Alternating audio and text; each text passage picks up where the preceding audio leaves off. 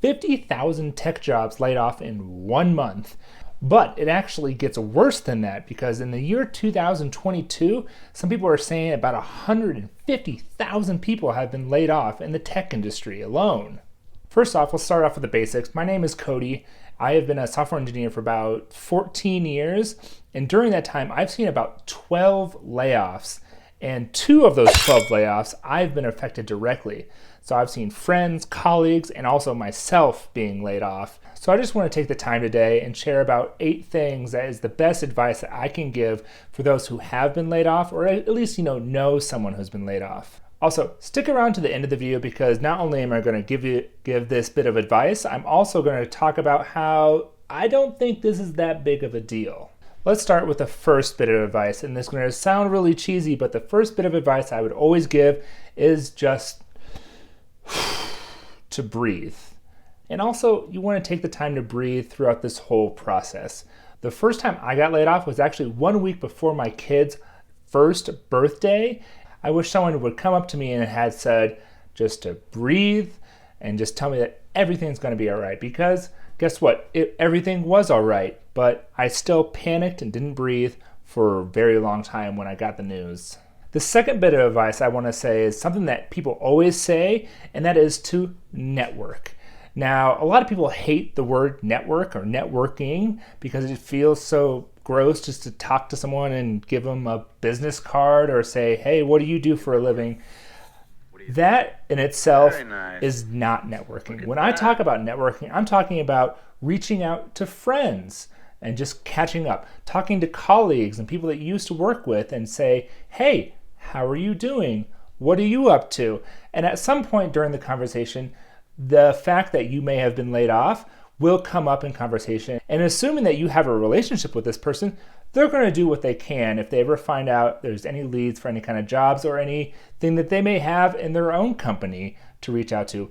But networking doesn't have to be this weird thing. Think of networking as talking to friends, talking to old colleagues, and just catching up. That's all networking is, and it doesn't have to be a scary thing. The third bit of advice I wanted to give is that you should immediately take stock.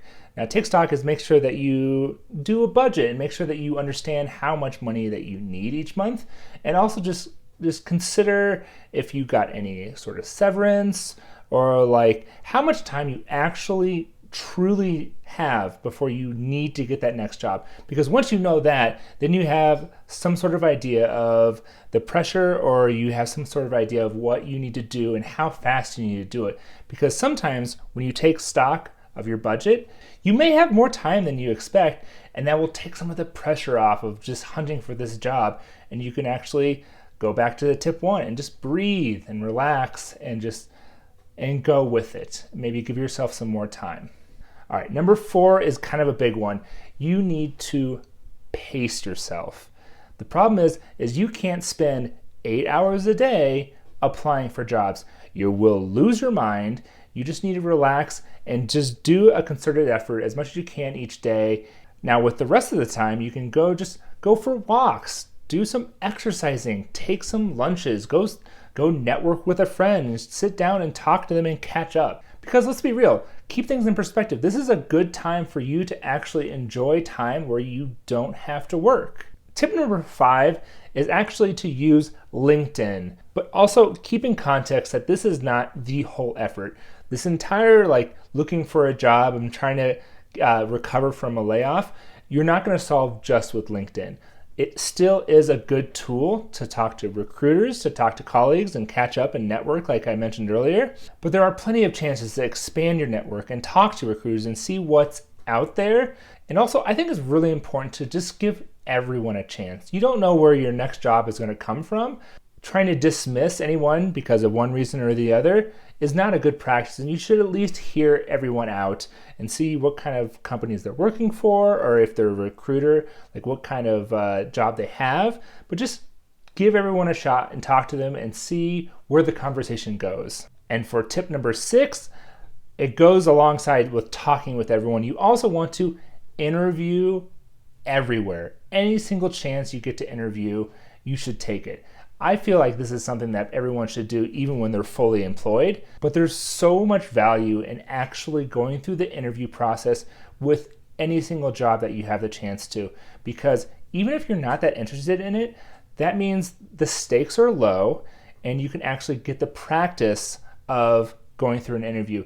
And it is a skill. It's something that you can learn and get better at and really reduce those nerves. If you've been through 50 interviews, then that 50th interview, if you really want it, you're going to feel much more confident having had all those interviews before. If you interview everywhere, then there's a chance that you could stumble into a job that you may have dismissed earlier, but once you actually got to know what the job entails and the people that you work with, it could be a dream job and you could have overlooked it if you didn't want to interview in the first place. So please just interview everywhere, get the practice in, and just try to see what's out there, because there are a bunch of jobs that are amazing out there. Tip number 7 is you should try to create or join a community. And what I mean by that is that a lot of times, especially in big companies, when there is a large layoff, someone groups together either an Excel sheet, creates a Slack channel, a Discord group of the people that have been laid off, so everyone can work together and find new job leads. And that way you already try to have some people that are looking in the same areas and they're all willing to help out. And the last bit of advice I have is to start a side project or just flex some skills that you wanted to get better at. This is the best time to do that. This is a time that you can dive into a new language, framework, really express like a startup idea that you've never had the chance to because you had a full-time job. This is a great time to add more skills and expand your skill set so that you can try to find more jobs. So again, here's the list of all the things that I find as like the best advice for going through a layoff, whether it's a friend or yourself. Also, I wanted to revisit what I said earlier in the video of saying that this actually isn't that big of a deal. So naturally, when you hear these huge numbers of 150,000 people being laid off, you would think that no one's hiring, all the jobs are dried up, and they're all just getting rid of. But the problem is that it's actually kind of a rebalance of talent. Even though there's 150 jobs being lost over here, that's only a drop in the bucket for how many openings there already are. There's plenty of articles out there saying that the US alone needs about 500,000 software engineers. And if you just go to LinkedIn, just LinkedIn by itself, and you type in software engineer, you're going to find about 335,000 open jobs just on LinkedIn.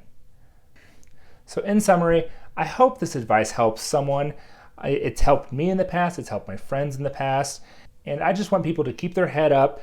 There are many, many jobs out there. You can find some great work, and there's just such a need for software engineers that just take a breath, keep looking, talk to everyone, and you'll find your way. And if there's any way that I can help at all, I would be more than happy to help someone find a job after they've been laid off. And if you made it this far, I just want to say, I hope this helps, and like and subscribe if you want some more content, but good luck out there. This is still a great industry. There's so much good you can do, and good luck. Bye.